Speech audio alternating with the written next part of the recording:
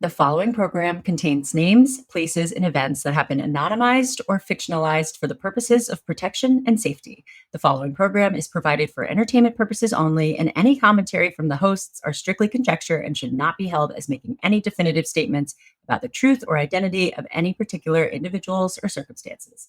If you or a loved one are involved in an abusive relationship, please call the National Domestic Violence Hotline at 1-800-799-7233 for support.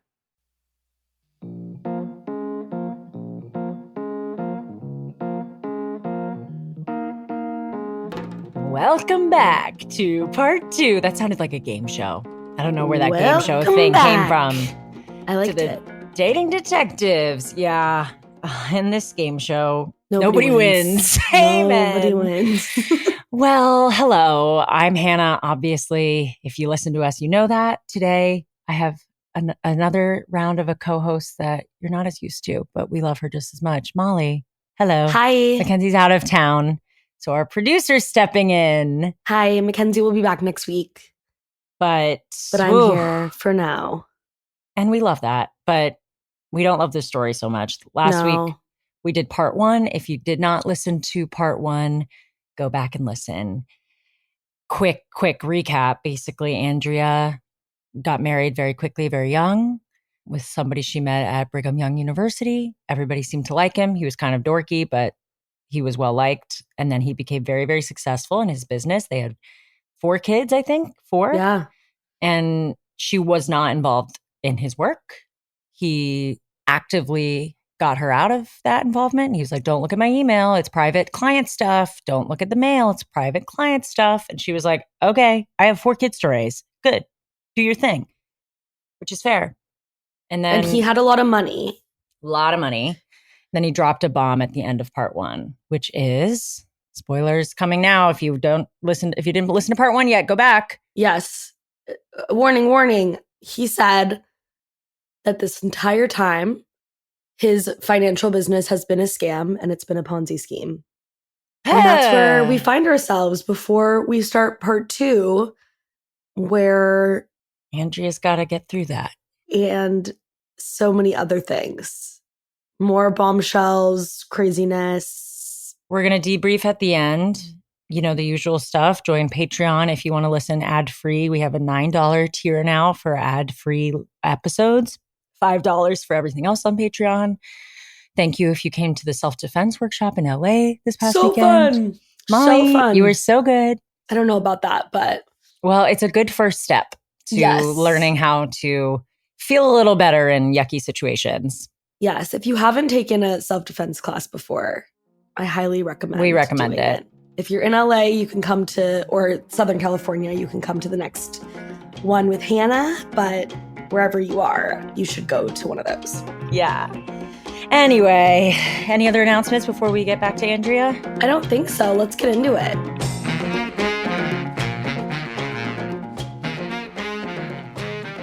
So he ends his call.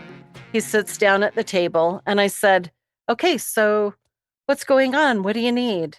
And he said, well, I needed to talk to you. And on the table was a yellow legal pad with the name of his company written down on it. And I was like, what's this? Why do you have your company name written on this legal pad? Why is it sitting here? And he said, well, that's what I wanted to talk to you about. I needed to tell you that my company, Market Street Advisors, is a sham, and it has been from the very beginning. I've actually been running a Ponzi scheme. Oh my God. I can't even describe what that moment was like. I can tell you a couple of things. One, he'd always been what I called the absent-minded professor, and he would mix up dates sometimes. And I thought, does he not realize April 1st, April Fool's Day, is not for 2 or 3 weeks? Yeah, why is he doing it now? I think he's got his days wrong. This is a funny joke. Yeah. The other thing I remember thinking was, like I was in the end of this tunnel of darkness and I couldn't understand English. Yeah. Like he was saying these words, but I just couldn't understand them or what it meant. And then he went on to add that this was on a Wednesday, March 18th. So he went on to explain that on Monday, he had hired an attorney and revealed his crime to an attorney. That the next day, Tuesday, the day before our conversation, he and his attorney had gone to the US government and turned himself in. That night, Tuesday night, the night before this conversation, he had gone to our church leaders and told them what he had been doing all those years. Wow. And they had all given him until that moment, that morning, to tell me. Wow. So the wife really is the last to know. What did you say to him? I'm in shock. Did you say? Yeah, I know. Give me a minute. I understand. I understand. Did you say to him, is this a joke? I think I was just so filled with shock and horror and disbelief and sickness and guilt and humiliation and fear, like mind-numbing. I just couldn't even comprehend it or have it make any sense. Yeah. And I was, number one, I wasn't quite sure what a Ponzi scheme was. Was this before or after Bernie Madoff? It was after. So this was 2009. I think Bernie Madoff was 2007, 8, somewhere a year or two before this. I knew he'd done a Ponzi scheme. I'd heard the word. I knew it was illegal, but I didn't actually know the ins and outs of what a Ponzi scheme was. Yeah.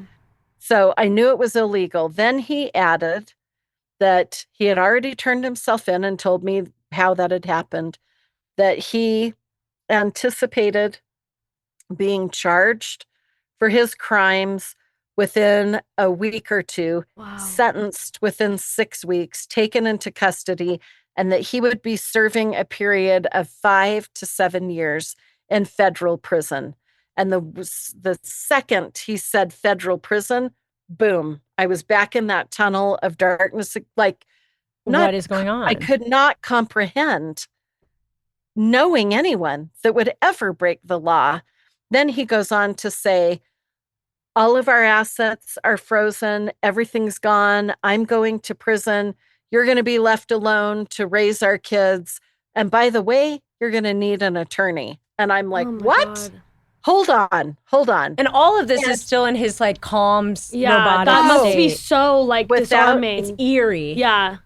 Without emotion. And then I remember this voice in my head kept saying, is that all? Ask him, is that all? Is that all? Is that all? What made you think that? I have no idea. It was not coming from me. I loved and trusted my husband. Yeah. I'd never questioned anything. But in that moment, that's what I just kept coming into my mind. Is that all? Ask him if that is all. And finally I did. So he was telling me all the things related to his crime and what was going to happen. And I said, is that all? And he said, no. And I said, what else could there be? And then he tells me that he has hired call girls in his travels around the world, blah, blah, blah. And then he started to cry. And that's when I finally realized it was real. Oh my God. I don't think I'd ever seen him cry. Why do you think he was crying? I'm going to ask you. For him. That's what I was going to say. I almost feel like caught. I wonder what your opinion on this is, but if I was in your shoes, I would have said, you didn't need to tell me that. I'm already having the worst day of my life. I never needed to know about the call girls. I don't know if empathy is this guy's strong suit. We did have some further conversations about the call girls, which are hilarious in a way. So remind me to tell you what those were. Writing down. But call girls. Yeah. Got it. So what do you do in the moments after that? I was so in shock and so horrified. I remember asking about one client, like I was in a panic going, wait a second, you've taken all these people's money? What is going to happen to them? And I was so worried and scared for them.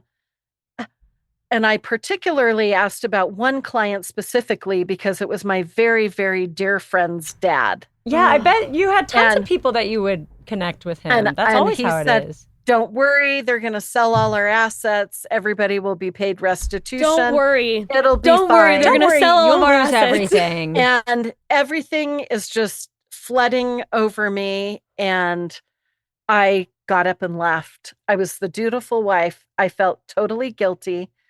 And I said, I'm so sorry, but I have to get out of here. And I got up, ran out of the motorhome, jumped in my car, drove up the driveway, made it about 2 houses down the street. And I was crying so hard, I literally couldn't see. And I thought, I better pull over or I'm going to accidentally hit someone. So I pulled over, called my sister. She wasn't home or her line was busy. I couldn't reach her. So I called my friend. The second call I made was the daughter of that one victim I'd asked about. And I told her what had happened. I was crying so hard. And she kept saying, what? She was as shocked as I was. Her parents happened to be visiting. So I could hear in the background. Oh my God. They could hear what was going on. And they're finding out about this for the first time as well. They all are. And I said, what do I do? What do I do? I everything's gone. Should I try to get money? What should I do? She goes, yes, go and get money. So I drove to my bank. I withdrew like $2,000 out of my savings account. By the way, by the time this happened, my mom had passed away. So I didn't have parents. It was me alone with 4 kids, not No job. knowing no job, nothing, didn't know what I was going to do. And your youngest is 3. 3. And my your oldest is about to go to in high college. school. Yeah. Oh my God. So I ran and got some money and then I didn't know what else to do. So I went home and I looked around for my husband when I got home and I couldn't find him anywhere. And I went in finally to the motorhome wondering if he was still there. And I was so scared to go in the motorhome, wondering if I was going to find him having done something to himself, because who wouldn't? I mean, I just thought, this is the worst thing ever. How? But he wasn't there. I ended up running into him in our backyard and he was on the phone. He handed me the phone and it was a man's voice on the phone who introduced himself. He said, Andrea, can I just say, I am so sorry for the day that you're having. And he introduced himself as the attorney that my husband had hired. For himself or for you? For himself. Okay. For himself. He said, I at that point, I was like a lunatic. I was crazy. I didn't believe anything. I remember this is so ridiculous and I knew it at the time, but I said it anyway. Well, how in the world do I know this is really your name? And how do I know your name? I think that's how do totally, I know? because So once fair. your Blah, blah, world blah. is turned upside down like that, you're like, Was anything real? Is anything real? Yes, Yeah. that's how I felt. And he said, all I can tell you is that I met your husband 2 days before when he walked into my office, revealed his crimes, hired me, blah, blah, blah. And he said, do you have any questions for me? I said, yeah, what should I do? He goes, well, number 1, you're going to have to hire an attorney. More on that in a minute. And number 2, whatever you do, don't touch any money. And what was the one thing I'd done? I had Taking out touched some money. Only $2,000 though, right? I said, and he goes, what? I said, I actually did go and get some money. He goes, why would you do that? Why I would said, you Why? do Because I have a that? 3-year-old, and how am I going to feed them? He just told me we're selling all our assets. Yeah. Sorry, we're all with you. I We're said, because I have 4 kids, I have to keep them alive and I need money. And he said, okay, I'll let the government know that that's how much you took and why you took it. And then the conversation ended and I hung up the phone and I'm chatting with my husband. I said, what do you mean I need an attorney? I haven't done anything wrong. I haven't committed a crime. I'm innocent. I didn't even know a crime was being committed. And he said, that's just what happens in these situations. You're going to need an attorney. I said, and how am I supposed to pay for one? I was just told all of our accounts are frozen. Everything's gone. And I said, do I just put it like the retainer on our credit card? He goes, you can't. I maxed out our credit cards paying for mine. Okay, screw So you. knowing that Right. I would need an attorney, he had left me high and dry. By the way, he told me later that he had planned that moment, that day, for more than a year. So he knew. So he knew. That whole last year, it was all Wow. about to come crumbling down. And I'm innocently living my life, not having any clue. For a year, he knew. He could have told you, given you some heads up, so you could have gotten a job or prepared yourself in some way. Or left him. Well, yes. But the second he would have told me, I would have turned him in. Yeah. Right. Yeah. I would never have stood by while a crime was being committed. Yeah. So. Yeah. You guys have heard me talk about Delete Me because I'm a private investigator and I know firsthand what information is out there hanging out all willy-nilly on the great big worldwide web of internet webs, whatever. Delete Me does all the hard work of wiping you and your family's personal information from data broker websites.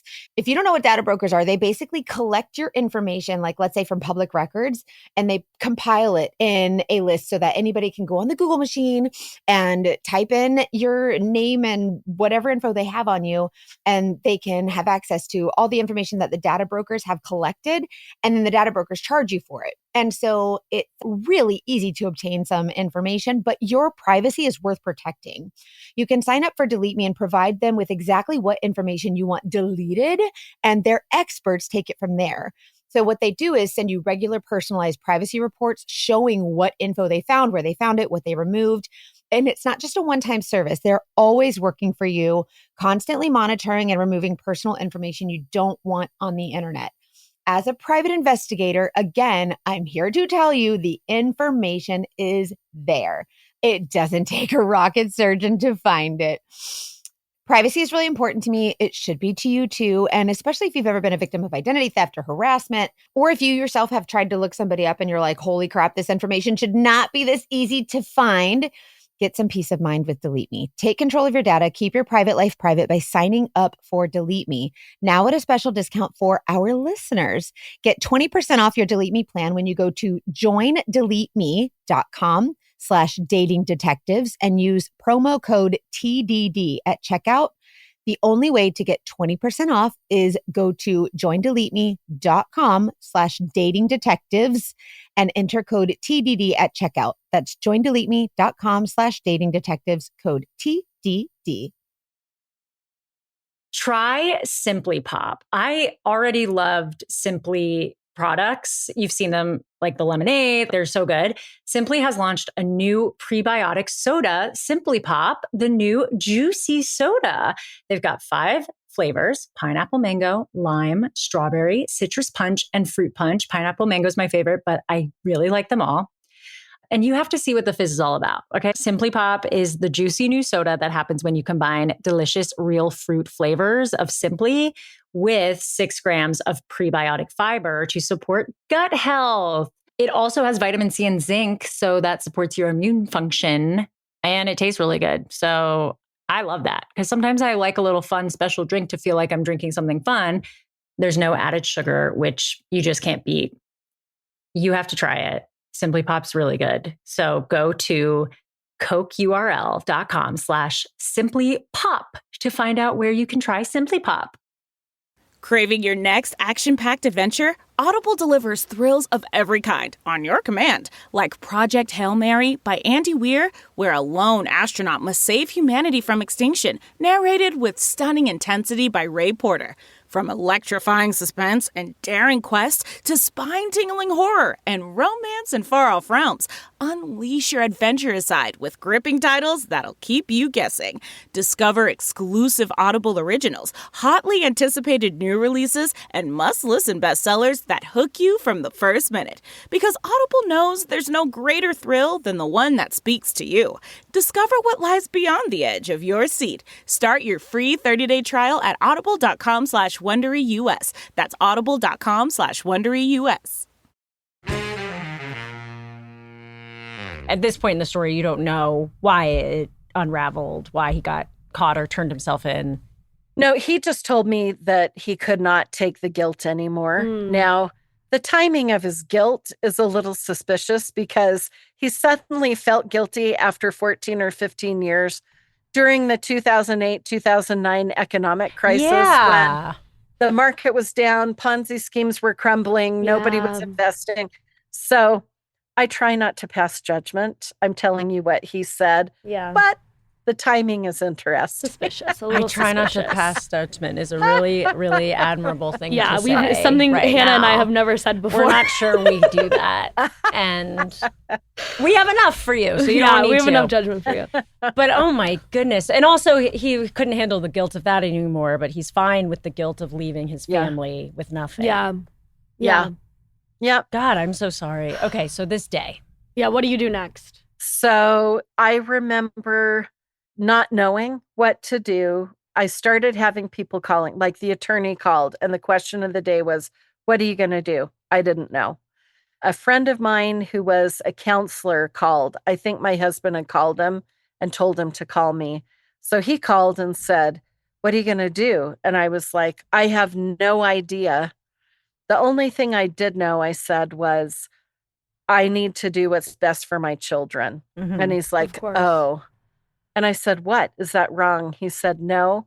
But I tell you what, if every person in trauma had that attitude, we'd have a lot less screwed up kids in the world. Yeah. He's like, I think that's the right choice.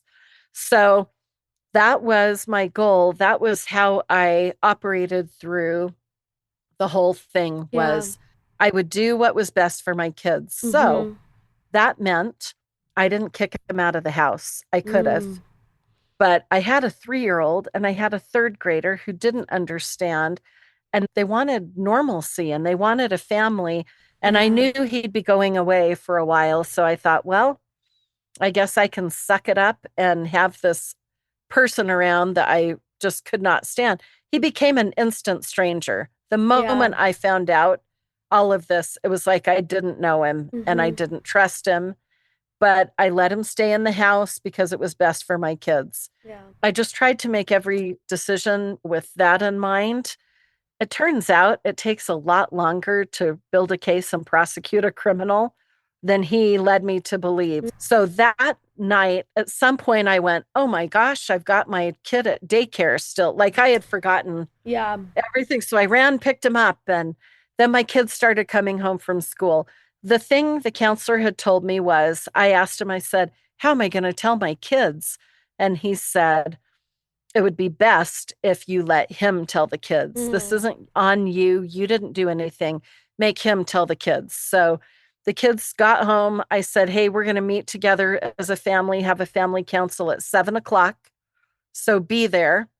And my kids told me later, my older kids said, we thought you were going to tell us a grandparent had passed away, because they could tell that I'd been crying. They could feel the stress. Yeah. They didn't know what was going on. So we gather as a family, and he tells them in his narcissistic way, minimizing every part of the horror that he had created. I think he said something like, kids, we've gathered you here today because I'm going to be going away for a little while. And I'm like over on the other side of the room going, to prison. Yeah, let's and finish then that. He says, I've made a little mistake. And I'm over on the other side of the room going, lies 24 hours a day for 15 years, stealing money over and over again. Yeah. And so he just minimized every little bit of it. I was correcting it. They were super kind. They all got up, went to him, hugged him. And then he got up and left the house. And I'm left there with 4 kids. He got up and left the house. I'm sorry. Staring at me. I cannot. Like, what are we going to do? Did they understand that they were all just looking at me like, what are we going to do? And I remember in that moment saying, I don't know what we're going to do, but I know a couple of things. One, we have to forgive. I'm going to require that we forgive this somehow. And I promise you, I'm going to go to work and I'm going to work like heck and we will survive this. But I just don't have the details. And then the doorbell rang. And my kids and I look at each other. Everyone's crying. I mean, their world has just been destroyed. We go and open the door. And it's one of his financial investment victims standing there. Oh my God. And he goes off on us, screaming and yelling and ranting and raving. That's so the traumatizing. Worst language, the worst everything. And we're all 5 of us are just standing there bawling, listening. And I understand how they feel because I lost everything I thought I had to. Yeah. So I do have empathy for the victims, the clients. I had my own, that I had to go through to forgive myself and to let go of guilt that I felt that I was married to someone who would do something like that. Although I was never involved, never knew a crime was being committed, I had lived off of their money. I didn't know it, but I had. So there was guilt for that. And I feel so bad for them. I have a lot of empathy for them and always have had. However, I was not allowed. I was instructed by the government to have nothing to do with any victim, no contact, no conversations. And at the same time, I don't think they should have attacked my kids. Well, that's what I was yeah, thinking. Your kids are absolutely not. completely innocent. Yeah. And you were too. I mean, they didn't know that at the time. but even if they didn't know that, like, it's like if you're going to yell at anyone, yell at him. So I felt that I understood to a small degree why they would attack me, but I never have understood the kid part of it. I don't think you attack children over it. Like that part I'm not okay with, and I don't have empathy for that part of it. It's just So anyway, added trauma to their existing trauma. Yeah. And I can't imagine. So next steps in all of this, there's a lot of fallout that happens. So I am trying to figure out where we're going to live and what kind of job I can get in a down economy. And I've got legal issues facing me. I'm dealing with media surrounding the house and asset forfeiture and seizure. Wait, when did that change happen? When did it become more public? And within days, because angry victims called and alerted the media. Wow. So then the media broke the story. I've got every network from across the country with their huge satellite dishes surrounding my house. Wow. And people literally standing and staring in my windows. Oh my God. 24 hours a day. And was he was still living at the house? Yeah, he's still at the house, but I didn't have any money to do anything. So I eventually just taped white paper from the copy machine on all the windows so people couldn't see through. And it didn't matter what I did. It was reported in the media. I saw something online in one of the news stories about cheap white paper covering the windows. Oh my God. I mean, everything little thing was I did was reported. Yeah. Poor children going to school. Yeah. And I remember one day, my 3rd grader, he had been at a friend's house. What a kind friend to invite him over despite all of this. But my doorbell rings and I thought, okay, I wonder who that is. I answer the door and it's my friend. Her name was Kim. She's like, I'm so sorry, but your son will not get out of the car with all this circus here. So she felt bad, but she had to go and fight through it to get to my door. So then I came out and got him and brought him in, but it was really hard on my kids, especially that particular kid, to go through all of that. I learned later that he was young enough to not understand, but old enough to know things were rough. Yeah. Mm-hmm. So that was a tough thing for him. Eventually. Were they coming into your house and taking out your assets? And eventually they did. Okay. So what happened was the government hadn't known this crime had been committed. And so my husband basically walked in and handed him a crime. Mm-hmm. Now, you'd think they could just imprison him and take his word for it, but no, they have to build the case. So that takes months. Yeah. It started with, of course, he's meeting with them and telling them details, and they're investigating the crime and all of that. But at the same time, they came to my home, first visit, to see what was there to make lists of assets for a federal seizure. So I knew they were coming, but aside from that, it was really similar to what you see portrayed on TV and in Hollywood movies. Like all these FBI agents and With US gloves, Marshals just roll rifling. up in dark SUVs with black tinted windows. They get out with their jackets that say FBI on the back, their sunglasses. They've got their guns on.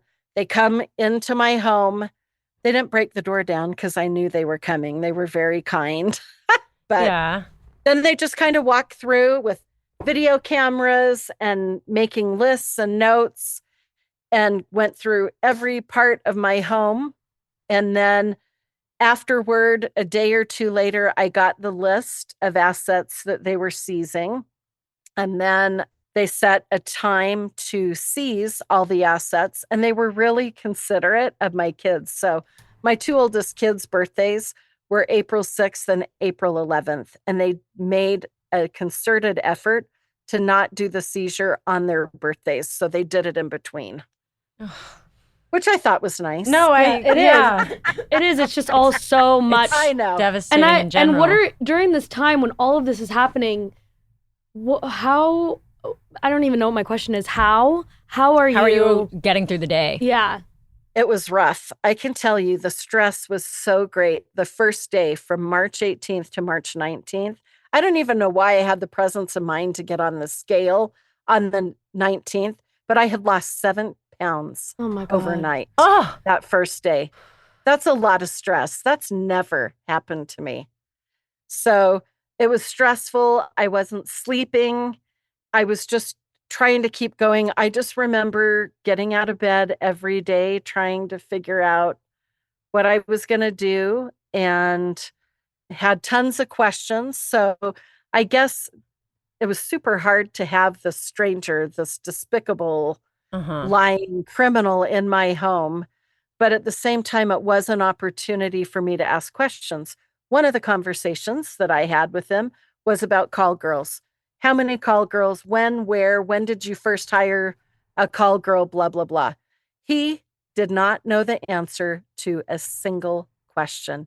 He didn't know when he first had. And I'm like, I would know the day, the time, the minute, the hour. At least the year. Something like that. Yeah. He didn't know. But the one thing he did know was he was very indignant.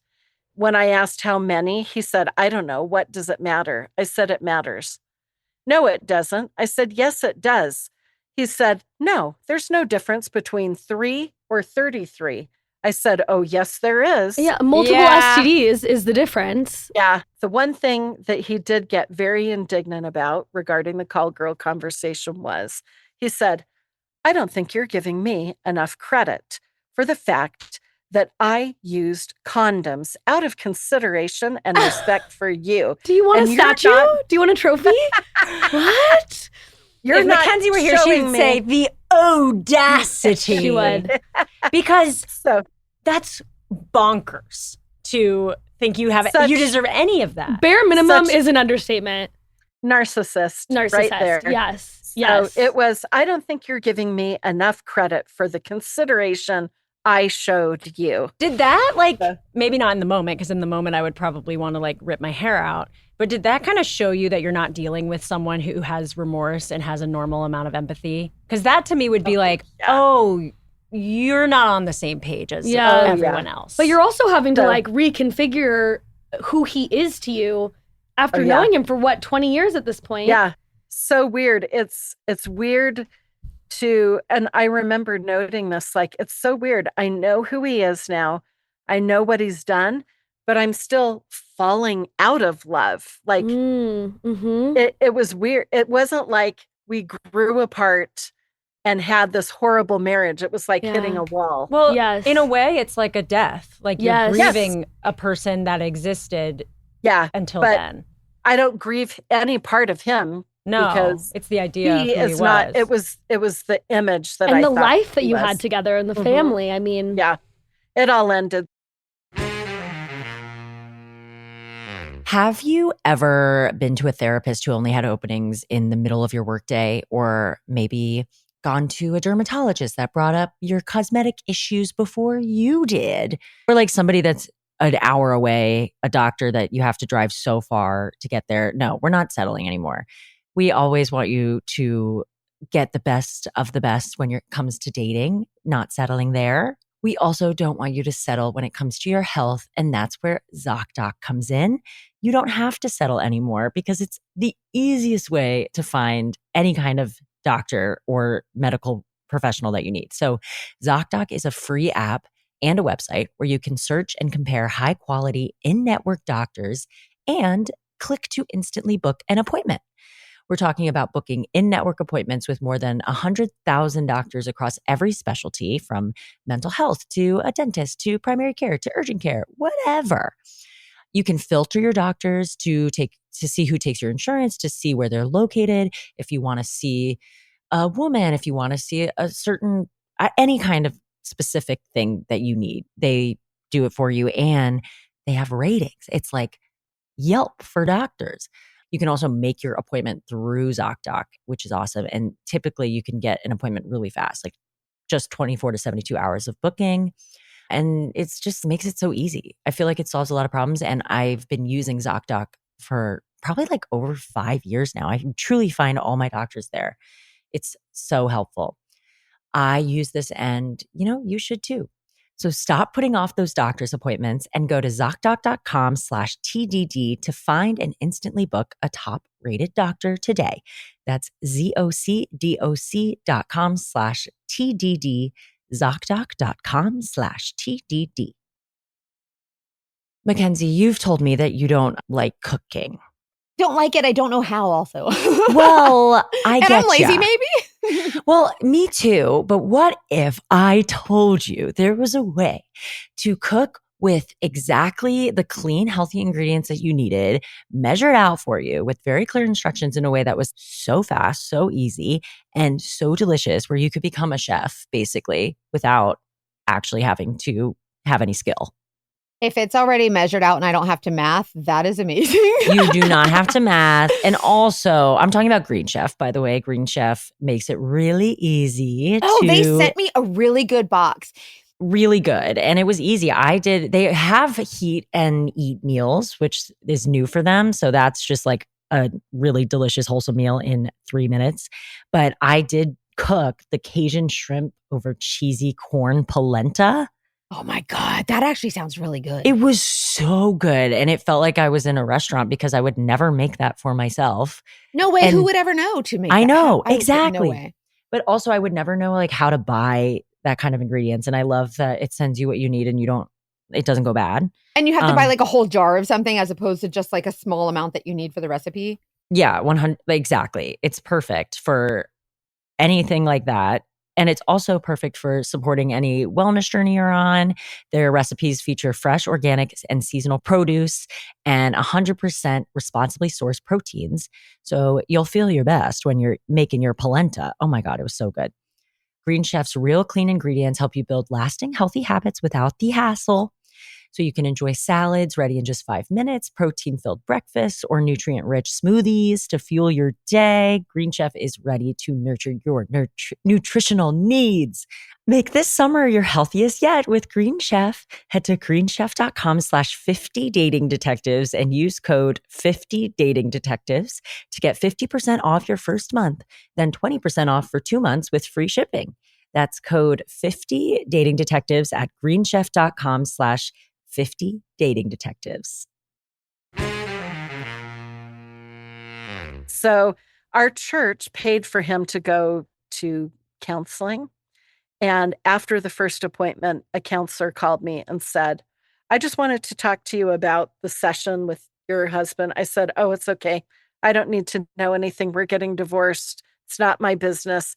He goes, no, I think you need to know this. He said, I don't know if this will help you or not sit well with you, but your husband is a narcissist.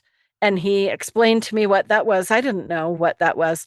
I had always thought my husband was a little bit self-centered, but you didn't know it as a personality disorder. It was kind of a joke. Mm-hmm. Everything was always about Sean, and we made it a joke, but it really was really extreme narcissism. He said, and I want you to know that he will never change. He's been this way for almost 50 years. He will never change, and you need to know that. And he said, he might improve a little bit, but he'll never be normal. It won't be someone like you.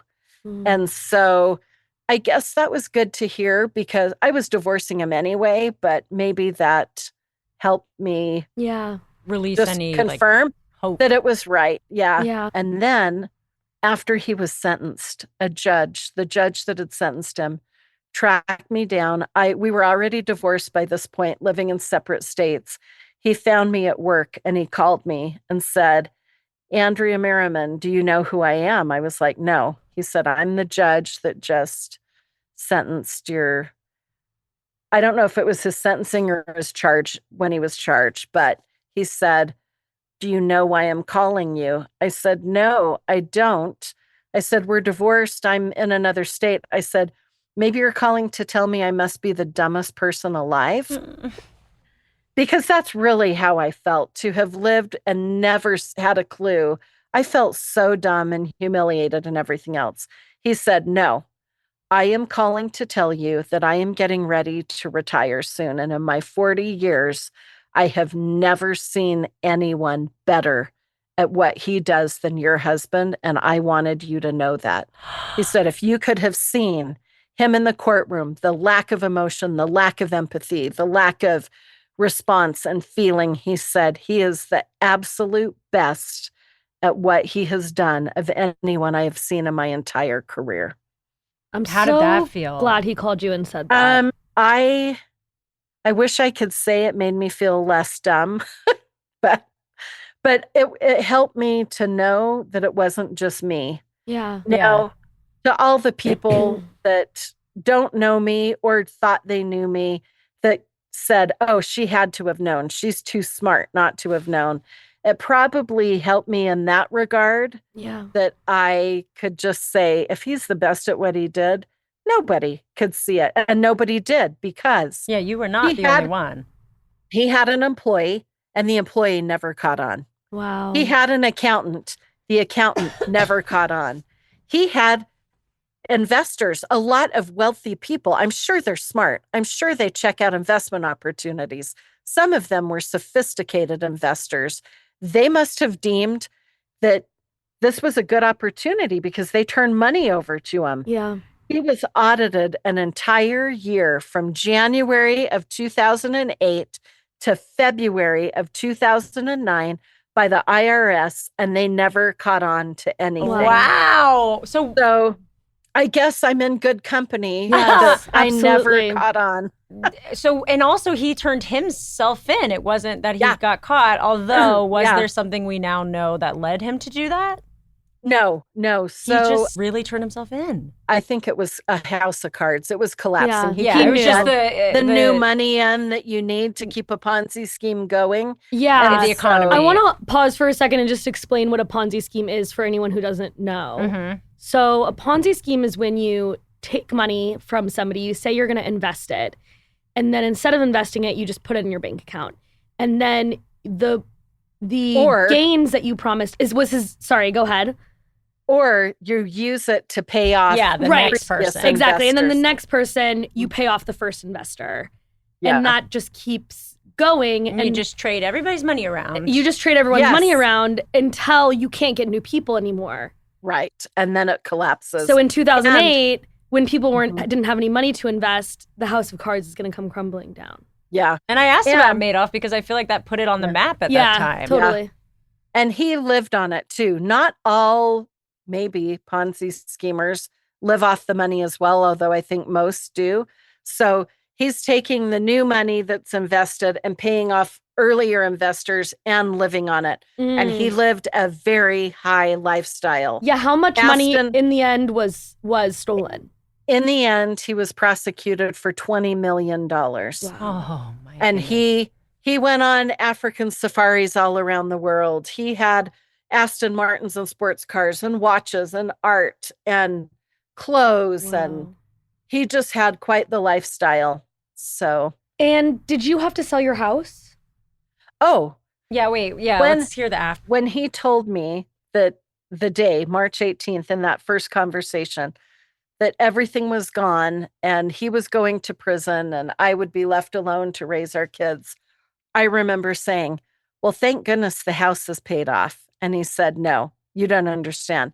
House is gone, cars is gone, savings is gone, everything's gone. So everything was taken and sold at an auction to pay the victims back. But the home he'd made, so I'm much more conservative financially than he was. Like, he traveled and did all this expensive stuff.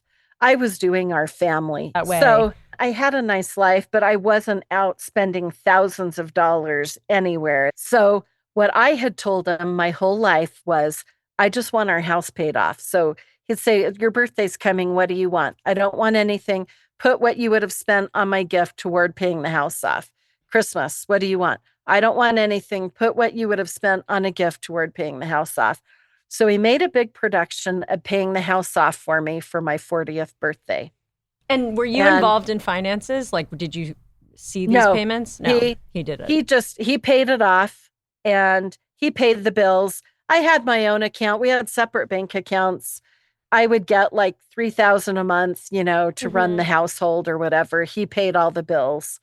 And then after he paid the house off, within a few months, he's like, all right, I want to arrange a line of credit against our home at the bank. And I said, no, our house is paid off. Yeah. I want our house paid off. He said, no, not to spend, just to have in case of emergency. And then he brought up the fact that my dad had passed away and said, I just don't want what happened to your mom to happen to you. Because when my dad had died, everything was kind of delayed while things got settled. And she thankfully had some money saved, so we lived off of that. So he's like, I just want to arrange this so that if anything ever happened to me, you would have money to live on and support the kids until everything settles, and then you'll be fine. So like a dummy, I go down to the bank and all the bankers are in the room. There's like 3 or 4 of them while they make this big production of me authorizing a line of credit on our house. I think he went right out the next day and took the money out on it. Oh, wow. God. So, but he played to your emotions. It makes sense. And it seems like a logical thing to do. Yeah. And he lied. I mean, he lied. He said, oh, I'll never use it. And he did.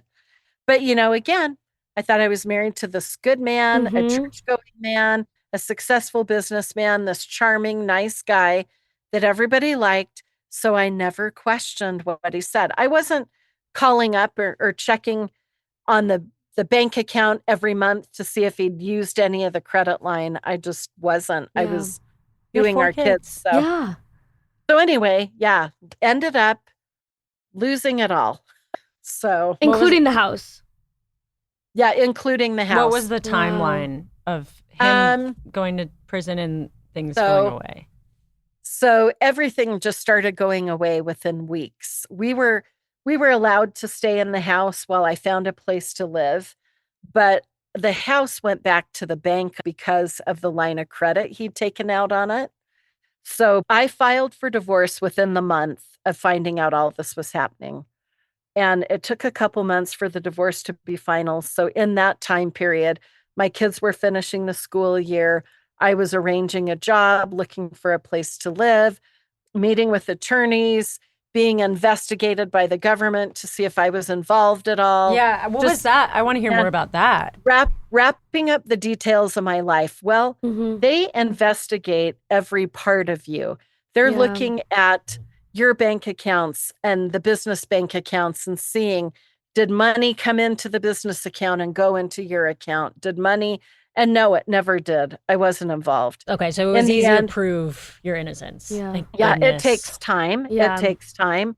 But in the end, I was found completely innocent. In fact, my attorney called me and said, I can't believe it. I've never seen a spouse cleared as quickly and completely as you have been. I've never seen a spouse believed to be as innocent as you are believed to be. How did you pay the lawyer? So I actually somehow got the impression that the lawyer was just going to help me out for free. And I had that first day when I found out and I ran to the bank and took some money out. Mm-hmm. When my mom passed away, I had a small life insurance policy that I got from her, like 20 grand or something that was in that bank account. Mm.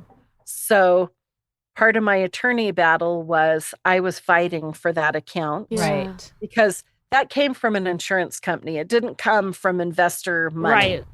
And That's your so money. anything tainted or mingled with Ponzi scheme money or touched by my husband was gone. Yeah. But that money he had never touched. So that's, I mean, I was thinking about that because I talk about, I got this from her first 100K is another podcast, and she talks about a fuck you fund that she recommends everyone have.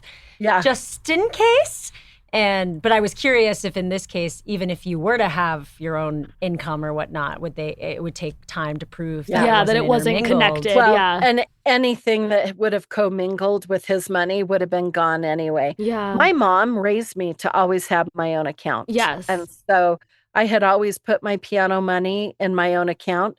The problem was I was also raised to be very honest. Mm. So he found out or suspected that I had an account, and he would come and say, "Do you have any money saved?" And I didn't want to lie. I couldn't lie. And you didn't. So And I- why would you? He's your husband. Yeah, yeah. So I'd say, "Yeah, well, how much do you have?" And I'd tell him, "All right, can I borrow that?" But then he'd never pay me back. And what are you going to say about it? Because he's funding your life. So it's like. So But also, why does he need to taught- borrow your money? Yeah, I know, weird. So I had been taught to have my own fun like that. I had tried to be obedient to that, and I think it's smart, but he had taken it. Yeah. So when I got that life insurance, it went in there. He hadn't touched it. And I think, honestly, he didn't touch it on purpose because my mom passed away less than 2 years, probably about 2 years before he turned himself in. So I think he was counting on me having that money to start with. So in the end, battled the government for it because the bank overstepped the seizure order and seized anything that had my name on it and his name on it. Even though he wasn't on that account, they seized that account. Mm-hmm. So I battled for it back. And so I thought I was going to head into my new life with 20 grand. Yeah. And I thought that would help me make it almost 2 years because I ended up getting a job that paid $48,000 a year, but 4 kids and a mom trying to live on that wasn't enough. Yeah. I was $1,000 short a month. So I thought, okay, that is going to give me what I need to try to make it 2 years, and maybe I'll be able to get a raise or find, something. Well, when everything settled and I moved to Utah, then my attorney hit me with a legal bill for more than half of that money. Oh my God. So I didn't end up getting to start with much. Wow. Oh. And your ex-husband is out of prison now. He is now. Okay, interesting part about him. He cooperated with the government, turned himself in, which there are sentencing guidelines when you commit a crime. If you do this, this, and this, it earns you a certain amount of prison time. But if you do other things, maybe that can take off some of the prison time. So, for example, my husband turned himself in, which would qualify him for a little reduction on his prison time. He personally called every single victim, told them what he did, and said he was sorry. Now, don't think he's so great. Right. He got reduction in prison time for doing he knew that. what he was doing. So wait, they give you reduction for apologizing? I guess it would, I don't know how much, but I know that he made a specific effort to do that for that reason. And depending on your number of victims, if you're over a certain number, that qualifies for more prison time, where if it's a smaller number, maybe less. So he ended up getting sentenced. He went into this whole thing, day one, March 18th, when he told me about his crime. He said, "I anticipate I'll be sentenced to 5 to 7 years in federal prison." He was sentenced to 12 and a half years in federal prison. So he got more than the max that he qualified for. And I think that's what happens when you break the law. You get a whole lot more than you bargained for. Yeah. And the consequences are so far reaching in ways that you never can imagine, ever. Yeah. Impact to some of my kids. We had some really scary experiences that were part of this. One victim was so angry, he took a loaded gun and he came to my front door, ready to blow my husband away. Thankfully, he turned around and went home without hurting anyone. But one night in all of this, while my daughter was home alone, people broke into our house. Oh my God. And Were they she was victims? hiding. I think so. I think it was victims.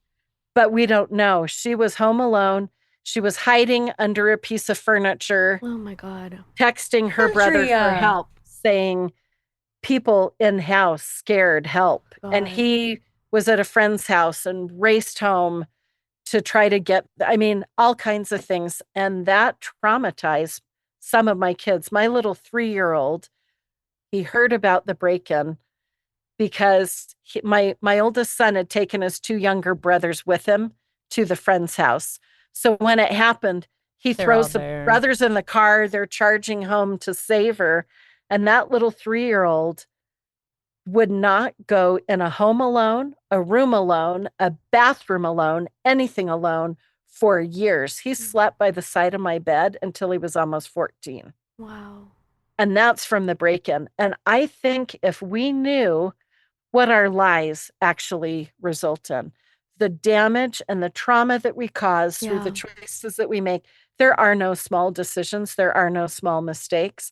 That tiny little thing had such far-reaching tentacles of destruction to the victims, to the family. Just, it's astounding. And so we've lived through that too. Yeah. Do you remember the day that he got sentenced? I do. I was more impacted than I expected. So I remember I was living and working in Utah. I had a friend in Denver call me and she made a big deal about, okay, I'm going to go to the sentencing so that I can report to you what happens. And I was like, and how long was this after the March confession? He was charged in September of that year, and he was taken into custody at that time and put in a jail until his sentencing hearing because I'd moved. He didn't have anywhere to live, any place to go. Yeah. And he wanted to get the clock ticking on his time. So any time that he had served would come off the sentence once he was I didn't know that either. So he ended up being sentenced, I think, in around March of 2010. It was sometime after. Yeah. So maybe a year. Like a year. Yeah.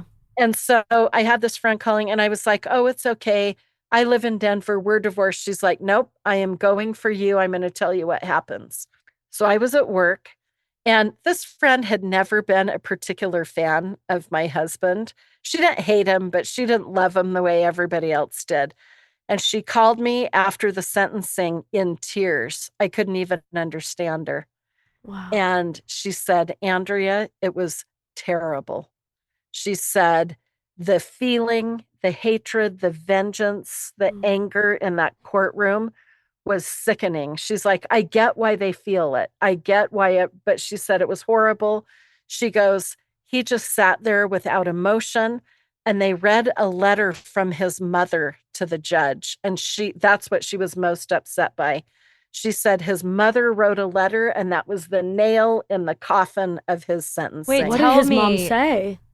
She said that she couldn't describe in words what his actions had done, that he'd taken all their money, that her husband had worked hard so they'd have a comfortable retirement and it was gone. Oh, wow. She pretty much ended up saying, I hope you make him pay.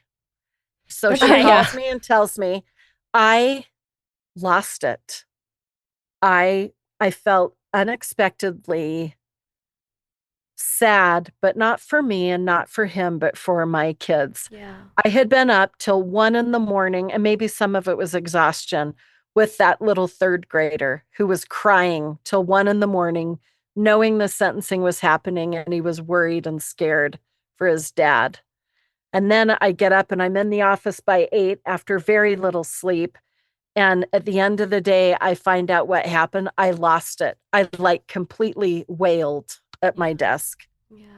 And that was that 12 and a half years. I thought my oldest son's going to be 30 before he ever sees his dad again. How do you survive that? How can that be? Yeah. But we did. We survived just fine. I ended up finding a job in Utah. So we moved to Utah to start our new life.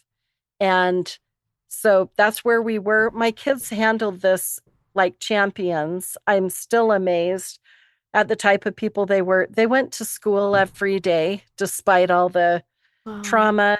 They went right out. My two oldest kids got jobs the next day after finding out about this loss and would give me their paychecks to try to help us make it until I could get a job. They just were so good. My oldest stepped up. He was always a patient, kind brother, but he really, went over. My daughter did the cooking, like just without being asked. She just took on grocery shopping and cooking and laundry after school while I was working and then helping tend the younger kids. And they all went on to be great adults. They're kind, they're honest, they're educated, they've had careers or are building careers, and they're smart, good people. And in the end, that's what we all want for our kids, right? I mean, I'm like, their love for you, that's what I hear when you talk about that. Like, obviously, there's an all hands on deck, like, okay, we got to deal with this mentality that you model in just being strong. But then also, it just sounds like their love for you is like even stronger than however angry or hard it was. They were so good. In fact, I figured out when my oldest son had healed some from the trauma, because honestly, he was in high school. And, high schoolers can have their own ideas or say no or what. The day that he's told me no when I asked him to do something floored me, because I realized then I don't think he had told me no for 2 or 3 years. Wow. Like, he was so good. Yeah. I'm imagining you being like, oh, you talked back to me. I That's so exactly. good. I went, what? And then I walked away and just kind of rejoiced. I thought, okay, he's back. Okay. He's normal. That's so funny. Wait, so how old is your youngest now? My youngest now is 19. And so we've had 16 years to recover. My little third grader that was so traumatized is now 25. And then my daughter is 30 and my son is 32. Wow. So they've grown up. And do you have any relationship with him now or to the kids? No, I don't. Doing what he did made him very irrelevant to our family because he wasn't who we thought. So do we believe a word he says? No. Do we turn to him for advice? No.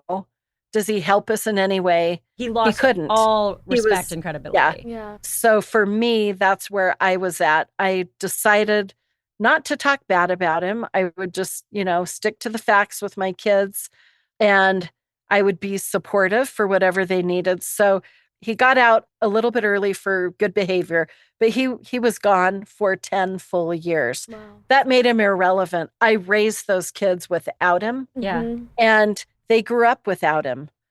So they have varying degrees of contact with him. But that little 3-year-old really met his dad when he was 14. Wow. He doesn't remember him. So he met him, and it's not a father-son relationship. It's some man that he knows. I'll say to him occasionally, hey, how long's it been since you've talked to your dad? And he'll say, oh, I don't know, 2 months maybe. Like, it's not the son that's 25 now, I think has minimal to not much contact with him. Yeah. My daughter doesn't have a lot of contact with him. Yeah. So they're all kind to him. Yeah. They've all forgiven him, but forgiveness doesn't mean things go back to normal. Yeah, there are because he wasn't there. He wasn't there to raise them. So so they're kind, and they know him, and I think they have varying degrees of relationships with him. They just don't really talk to me about it. Yeah. I want to ask about you rebuilding your life. Oh, and okay. how amazing you are for your life turned upside down. And then you have these 4 kids. I mean, what was that like? It was overwhelming and hard, and it was a long, hard slog. I would say it was 11 years of poverty where we never went out to eat, couldn't see a movie. If kids wanted to do sports, they had to pay for their own everything.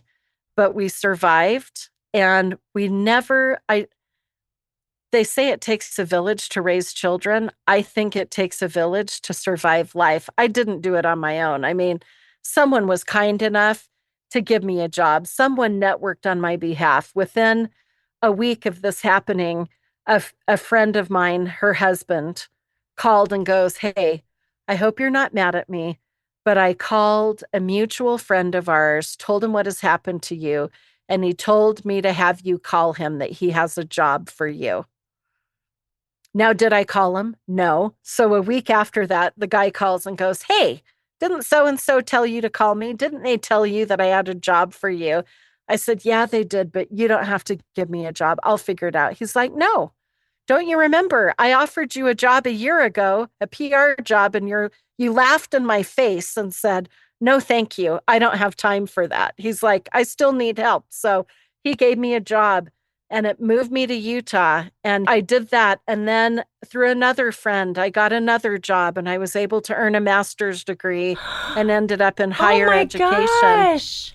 And raised my kids. Yeah, I graduated with my master's at the same ceremony my oldest graduated with his bachelor's degree. Wow. Which made it awesome. Incredible. And so just slowly, time after time, step here, step there, but always with relationships and other people helping, get out of bed every day, try to look for what you have and focus on that versus what you've lost. I really tried to make sure I accomplished something every day, even in those early dark days. And sometimes I believe you have to be generous with yourself. Sometimes my credit that I gave myself that accomplishment was, "Oh, you took a shower today." Yes. Sometimes it was just, "You're still breathing. There you go. You made it through another day." So focus on something other than your misery really helped me accomplish something every day. That's beautiful. beautiful. I stayed out of bed. I would have loved to have dropped off the edge of the horizon and never had to face the humiliation and the hatred and the hard and all of that. But at the same time, I have always believed, my mom taught me this and I passed it on to my kids, that in life, it doesn't matter what happens to you. What matters is what you choose to do with it. And so I think if you focus on that, you're always going to turn out to be okay. It's not going to be easy. It was a long, hard slog, let me tell you. But finally, I could see a light at the end of the tunnel and started to make some progress in my career and my finances and my life. And in the end, found the courage to get remarried. I was going to say, so married a fabulous guy. And here's the best, most ironic part. Not only is he a tall athlete, in the end, I got what I wanted. Professionally, is a fraud investigator busting Ponzi scheme. Are you kidding me? Yep. Is that how you met? No. Like somehow connected to this? No. Again, you can't. I have done nothing without the help of others. So I was so poor. I did not have an extra dime for anything for 10 years.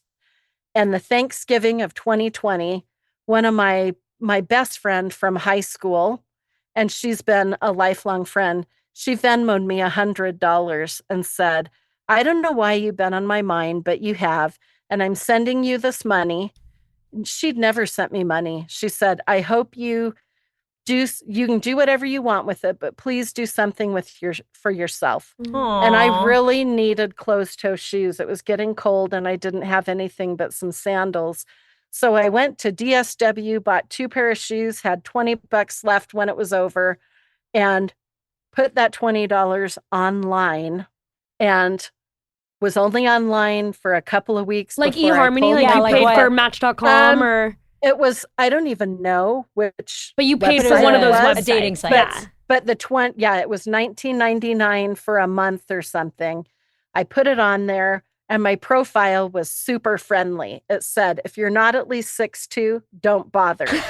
If you're a liar, Yes, you're like, you're a cheater, I'm not wasting time. If you hire prostitutes, if you can't manage money, if you're a criminal, if blah, blah, blah, don't bother.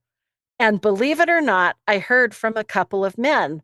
One hilariously said, can I ask a question? Do you have a problem intimidating men? I see that profile and I'm like, she has a story. Yes, I know. Has. Like, what happened? Something happened there. And then I heard from one who said, well, I think I at least meet your height requirement. And that was who I end up marrying. Oh my gosh.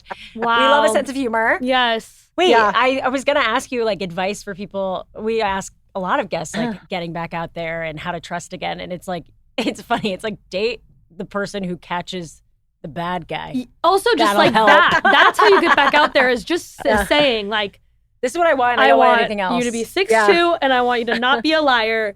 And Yeah. the liars will not say yes to that profile. Yeah. Also, ask for some tax returns. Yes, Who cares? yes. It's 2025. I'm done. I'm done wasting time. It was super funny because he actually wasn't the fraud investigator when I met him. He was retired.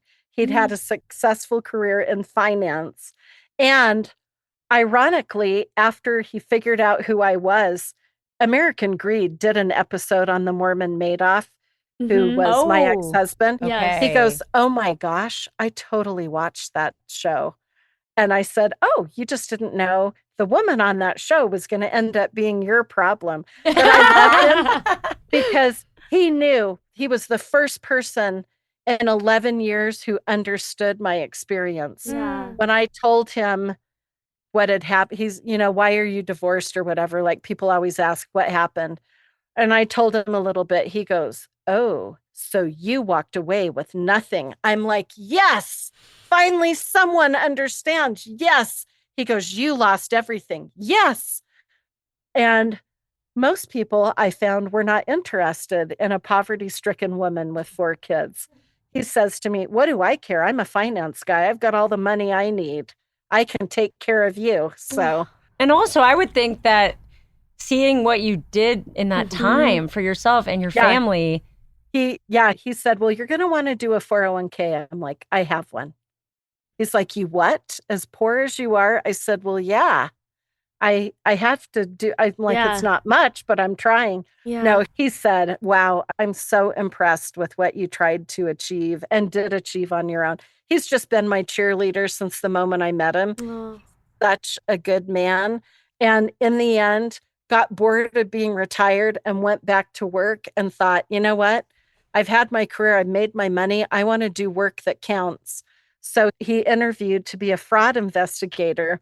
And he came back from the interview and said, I talked about you in my job interview. I said, you did? What did you say? He said, they just asked me why I wanted the job. And I said, someone very close to me has been impacted by crime and financial fraud. And I want to make sure that that doesn't happen to anybody else on my watch. And he got the job.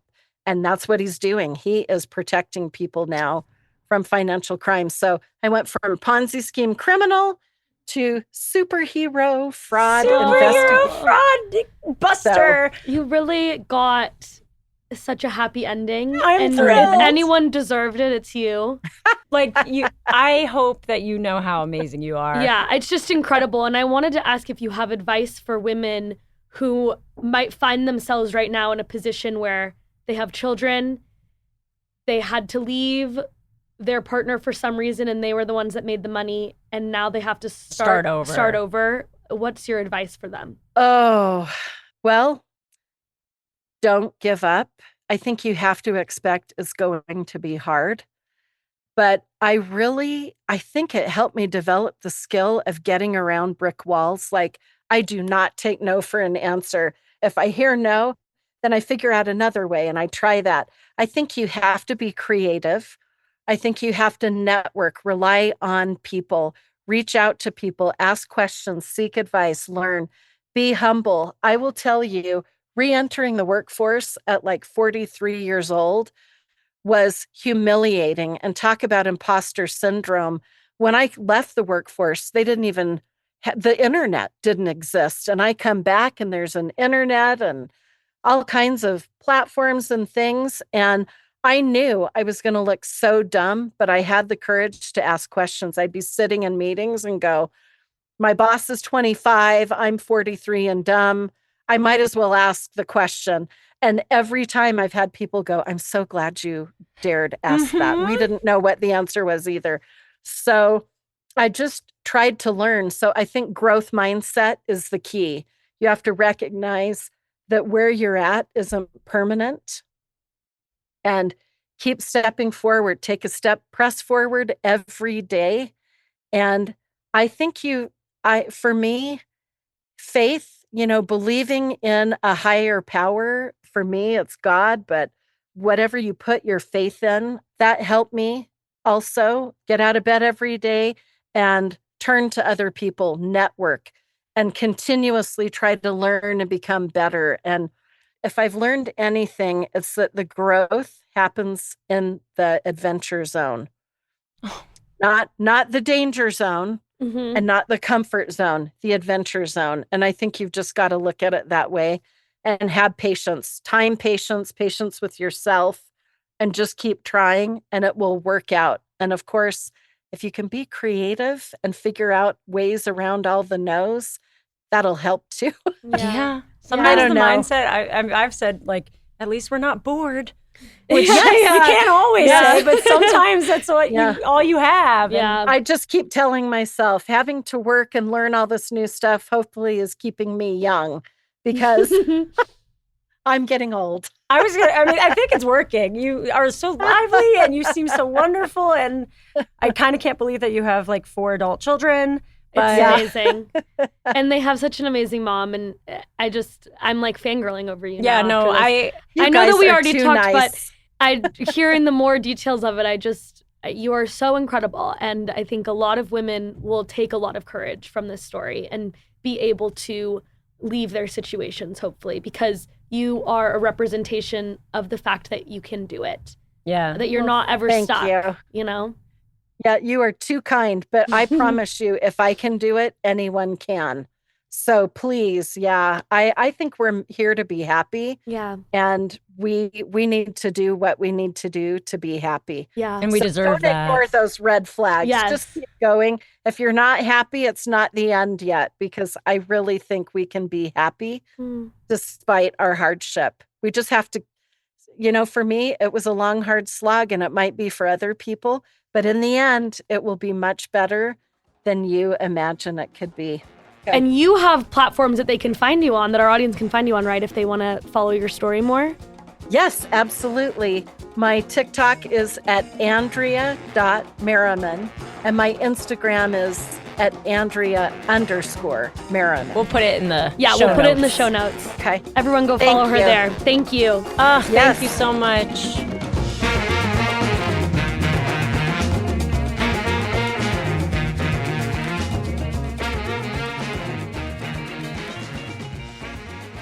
By the end, you go first. No, I just am like, as much as this was horrible, my biggest takeaway is her resilience and her strength. And I think a lot of people will relate to that. And luckily, this is an episode where we can give you her Instagram. She shares a lot of inspirational content. She speaks publicly about what happened to her. So what's her Instagram? I said that without having it in front of me. Andrea Merriman, and it'll be in the show notes. Yeah. She is amazing, iconic, incredible. And I think one of the biggest things that I learned is just how being a mom can make you so resilient, because you have to be for these little people. I don't think I could have done that, what she did. Mom to 2 bunnies. That's true. It's still amazing, but it's just incredible. Like, to just wake up one day and your whole life to be turned upside down. And I mean, I can't imagine. If anybody has a parent or guardian who has done something like this, stepped up in a time where you're like, you maybe got older and looked back and are like, whoa, I don't know how they did that. It's a good time to call them. Yeah. Like, if anything, this makes you want to just show appreciation for the work that people put in to kind of mask what they're going through for you. Yeah. She's amazing. But, motherhood was also a huge factor in why she didn't know this was going on. Mm-hmm. And to be clear, which I hope was already clarified, not her fault, and not her fault that she didn't know. I think that people doing this are very, very good at what they do. Mm-hmm. And a lot of us. Especially him. He was literally a professional. So good. And from the very beginning, people thought he was charismatic, smart, charming. And also, she came from a community and a culture that got married young. And a lot of you wrote to us about your experience in the Mormon religion or any religion where that's kind of part of the culture. It's also part of the culture that the gender roles are still more, I don't want to say strict, because I'm sure that there's a lot of Mormons that don't fall into those gender roles. But I think when you do, they're traditional. It's not abnormal for the husband to go to work, the wife to stay home with the kids and not be involved in the finances. Yeah. And I think that can be a really dangerous situation. I agree. And I think that's where I get frustrated when people think very black and white in terms of feminism and traditional gender roles, because at least for me, my belief is not that that's bad. Like, I think if you want a traditional dynamic, yes, girl, do it. Or boy, do it. Like, whatever works for you, as long as you don't let those roles limit your independence and freedom and ability to maybe change, to have autonomy and empowerment. And also that you're not judging other people for making a different choice than you, but that's a whole other story. But in this case, it's like, if you are somebody that wants a traditional role, it's still important nowadays to take interest in what else is going on and not be with someone who tells you you're not allowed to. Like, you can't use those roles to limit your involvement in finances. I just think that's so dangerous. Yeah. I think we have to know what's going on. If you're a stay-at-home mom, a stay-at-home wife, slay. Love that for you. But get your fuck you fund. But get your fuck you fund. And I really think that domestic labor is labor. And I think that you should be paid for your labor. Like, I'm not kidding. I think that if you are working in the home, she said she got like a $3,000 a month allowance to like buy things for the house stuff. Yeah. I think that you should be paid. I think that you should get a salary for an account. I'm not kidding. Like, I think that, yeah.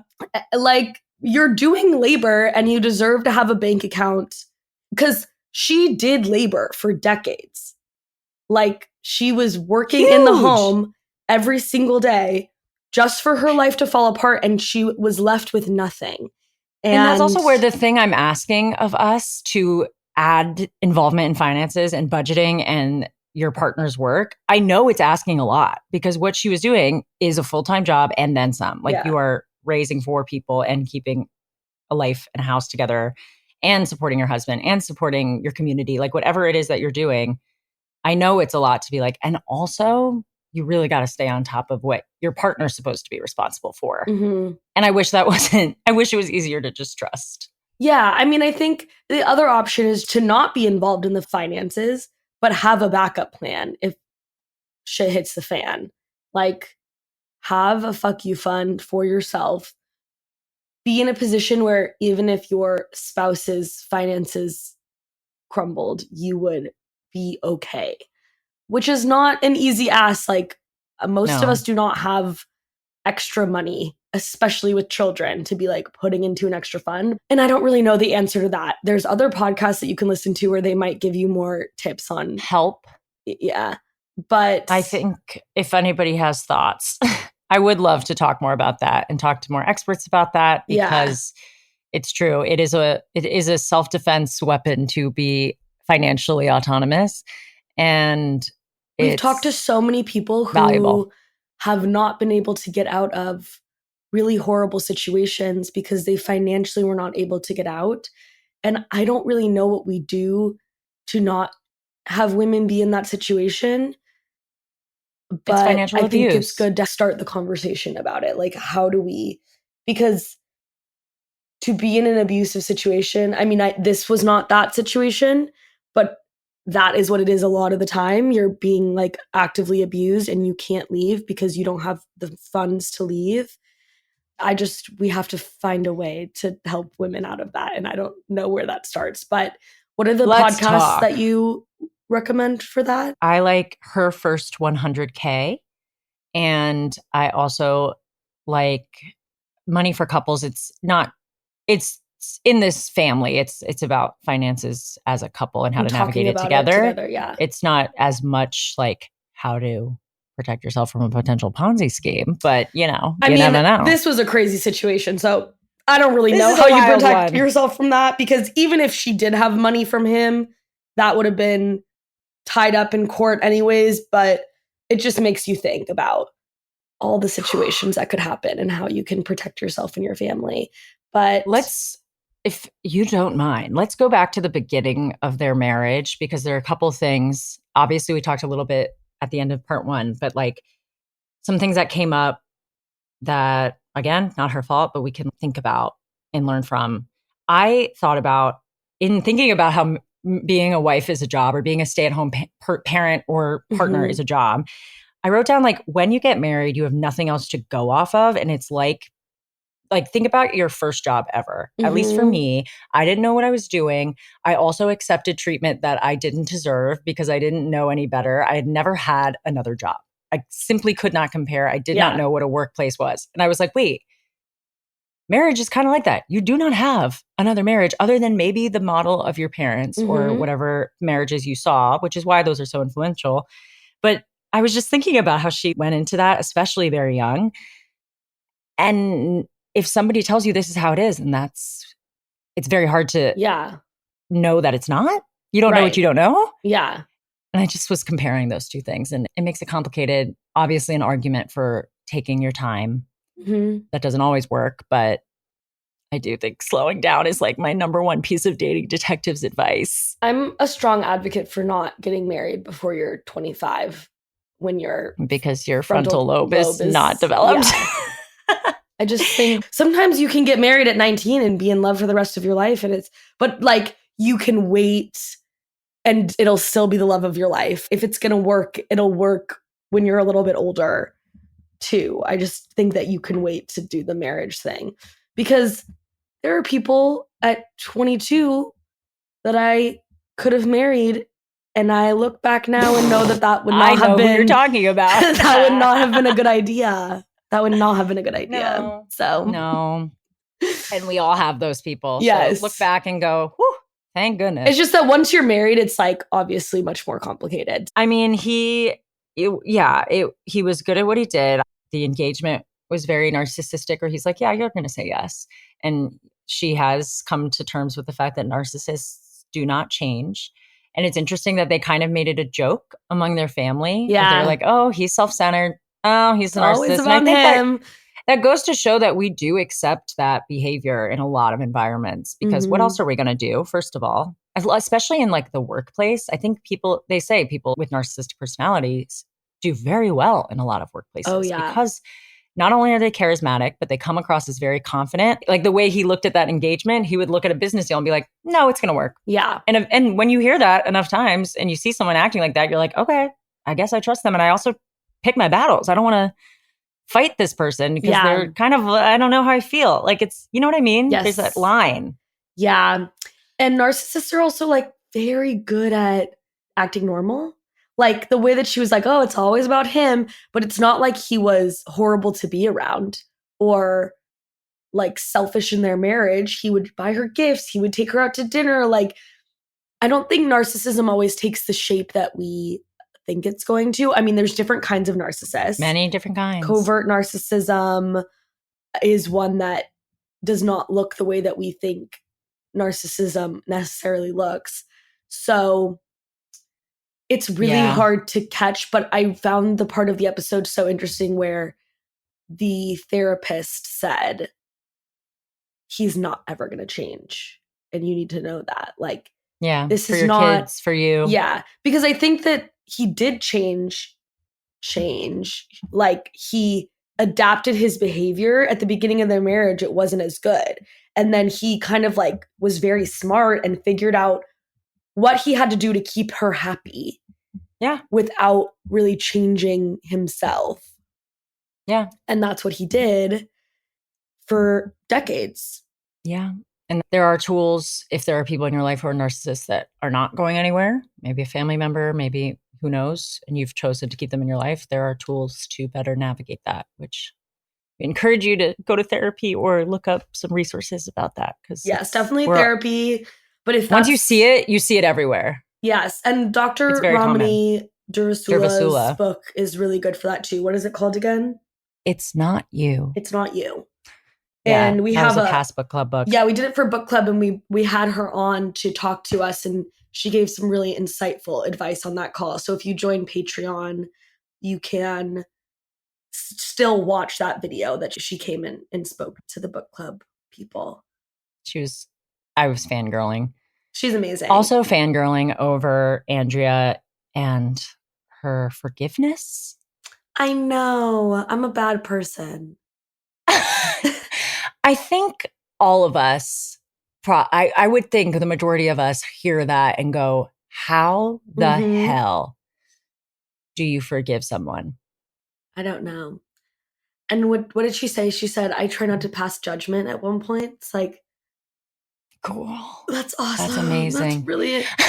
And it's good for her. Like, it's good for you to not hold resentment for people, but it's a skill I am still working on. Well, I think the thing that I've connected with, people are like, forgive and forget. But no, I think you can forgive and not forget. Yeah. And I think that's something that allows you to have a little more peace with it, where it's like you can release the part of you that is angry while still learning from the experience and not messing with them or trusting them again. Yeah, like, that kind of seems like what she's done. Like, she doesn't have a relationship with him, but she's not angry with him every day. And that's only can help you to let go of that anger. And the way she's prioritizing her kids, whether or not they want a relationship with him, she knows that that's their father and that she wanted. Oh my God, the fact that they like kept living together immediately after. I cannot. Like, how did she do that? But also, I can't imagine what you would do. Like, do you kick someone out? Do you not? Like, no, I think it was the right choice for her kids. But I don't know how she handled that. Like, people are amazing. I really think motherhood makes you like a superhero, like something other than human, because I don't think I could do that. But I do think like if I had a human baby that was mine, maybe I could. You could do anything. But like, yeah, moms are amazing. Moms are so incredible.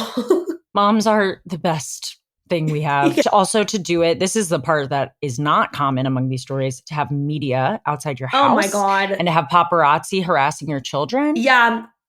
That's insane. And that's devastating. And I also comes timely because Justin Bieber is recently going viral for his rant against paparazzi. Have you seen this? No, I haven't. Go watch it. And he is in on the joke because he's kind of funny in it. He's like, what's not clocking for you? I'm standing on business. I'm a husband. I'm a dad. And then he's like, and I'm at the beach. And people are just remixing it because he sounds like, so like, he just has that way. Yeah. But I'm like, but he has Justin. Points stated. I'm a husband. I'm a dad. I'm at the beach. Yeah. Get out of my way. Yeah. And paparazzi. Yeah. I'm anti-paparazzi for sure. Strongly. I also just think we all need to take a step back and think about how we speak about people that we see in media. Yeah. And not necessarily in your home with your girlfriends in the group chat. You can speak. They're never going to see that. You can talk about them, like even with people that come on the show, talk about it privately, that's fine. But the things that we say online about people can have real impact. And I've been thinking about this a lot with Love Island. Are you watching Love Island US right now? I know I have not, but I know about Huda and I know the drama. Yes. Okay. So Love Island US right now, there's a woman on the show named Huda. She is actually interested in your point of view on it. if you care to share. Yeah. Do I care to Guys, share? I've got skip opinions. 60 seconds if you don't care about Love Island. Yeah, but like I know a lot of you guys are reality TV watchers. So Huda is on the show. She was with a man, and I think there was a lot of love bombing on both sides of their relationship. They were together for like 6 days and we're talking about moving in together, and yikes. We don't see all their conversations, so I don't really know like if the love bombing was coming from him, from both of them. But I think that what I could see is that she really deeply cared about him, and I don't believe that he necessarily deeply cared about her. Because at the end of it, he was like the relationship ended and he was very nonchalant, and she kind of freaked the fuck out. And I think that we need to stop casting people with mental health problems in reality shows, because we're setting people up to have mental breakdowns, which I also, and you might know about this, but I know from a friend in casting that they like don't cast anyone who's on mental health medication. But that doesn't mean they don't need it. Yeah. But that doesn't mean they don't need it. They just want, but I think there is like a double side of that where they're like, oh, we don't want people who are mental health problems, but they're also like, but we also don't want people who are handling their mental health problems. It's like, we want people that are unhinged. Unmedicated. Yeah, exactly. Yeah. Yeah. So which is a whole thing. She like crashed out, lost it on TV, and the internet really came for her. And regardless of if you think her crash out was for good reason, she is a person. She is a human being. And she's going to come out of Love Island and see all this commentary on her. And 3 people from Love Island have killed themselves. I was just going to say 3 past contestants have killed themselves. Yes. And I just think that we have to, regardless of what you think about the situation or any situation about someone that's in the public eye, think really hard before you post about it, about how that could affect them. Because I know that most people do not want to bully somebody, but you see these people as not real because you're watching them on your TV screen. You're watching them on the news, like in Andrea's situation, and you feel like you can have some kind of commentary on what's going on. But that's a real person with a real life, and your words could really push them to do something dangerous. So I just think that like it doesn't really matter if Huda was in the right or in the wrong. Let's just think about what we're saying to these people, because the idea that they're not reading our commentary online is like so disconnected from reality, and your words can have real impact on people. So also the idea that somebody is a famous person, so they deserve, like they're asking for it. No. Because even if they went on a reality show, one, people like change their minds all the time. So we have to have grace for that. But also it's still like basic human decency not to bully people. Talk about it in your group chat. Like if you hate Huda, talk about it in your group chat. Like you don't need to love her, but you also don't need to cyberbully her. You can also talk about people's actions in a way that is not tearing down their personhood. Yeah. I also think there's a big difference between someone who's famous and making money from their fame. Like, not that they deserve to be stalked, and I am against paparazzi and all of that, but then it's different when it's somebody who's on a reality show. Like, they do not have as much power as a celebrity. True. They're totally not. They don't even know what you're seeing. Exactly. And then there's another level, which is somebody like Andrea, who did nothing wrong. Her husband did. And now there's news outside her house, and there's comments online, and there's people breaking in and harassing her children. It's like, she said something in this episode that we do these little actions not thinking that they're going to have big impacts, but someone broke into her house and her son slept on her floor until he was 14 because he was so afraid. So just think about the ripples of trauma that you can create by the words that you say, the actions that you do, because your words and your actions do not come without repercussion. And if you take anything away, apply that, especially when there are children involved. Yes, absolutely. Because they are always innocent. Yeah, absolutely. Hey, there's so much that she went through, and that's so much of why I'm inspired by her and why I was thinking about how she said part of getting through it was just trying to accomplish one thing every day. Yes. And the world has been a lot. It's not the same as what she went through, but that alone has been helpful. Just that idea of like, guys, we just can get through it one little accomplishment at a time. And that can be very small. Yeah. And to hear her being able to do that, I hope leaves you with a little bit of hope and inspiration that you can get through stuff. And then also, I hope that you go down a rabbit hole of learning about Ponzi schemes, because I sure did. So crazy. I learned about Ponzi himself, the Italian con artist who now goes down in history as that he had a scam named after him. It's so like simple. It's such a simple con. You know, it's like, yeah, that makes sense. Right. And it also is so clear that if it goes well, the bigger it gets, the harder it is to sustain. At one point. And that feels like a thing that you have to know if you're gonna try this, you just know that when you do it well, you get caught. Yeah, because at one point it demands that you keep having new clients. And at one point it's like if that many people are involved, it's gonna come crumbling down. I think it would be interesting maybe on Patreon to do an episode. I was kind of looking up like red flags for scams like that and like ways when you're investing your own money to look out for that kind of thing. Or and if a lot you're of them are married to similar. somebody, like she had no idea what was happening, and maybe there were signs in their finances that she would been able to pick out if she knew. But also, like, I'm not an expert, and not a finance expert. His accountant didn't know. His employee didn't know. So, like, probably not. He was good. He was good. Very good at it. I know we don't want to ramble for too long. One more thing, I won't go long on it. She talked about women returning to the workforce later in life. And I loved that part too, because if you are going through a divorce or just changing your career, her talking about how like, you know, it's a pride hit sometimes to be like, oh, I'm getting into the workforce alongside recent college grads. But I look at a woman like that or a person like that with such respect and so much admiration. And if anyone doesn't and is judgmental of that, it's just another case of like, they don't know your story and they don't realize they're too young to realize how lucky they are to have you. Yeah. And to have your experience, and your experience as a stay-at-home parent or as a resilient person who went through a fucking Ponzi scam is very valuable. Yeah. It's probably more valuable than a lot of things on their resume. Yeah. And I would love if you are a person who had to enter the workforce at an older age again and be the same level as people much younger than you, and maybe even have people much younger than you be your boss. I'd love to hear what that was like for you and what advice you might have for other women in that situation, because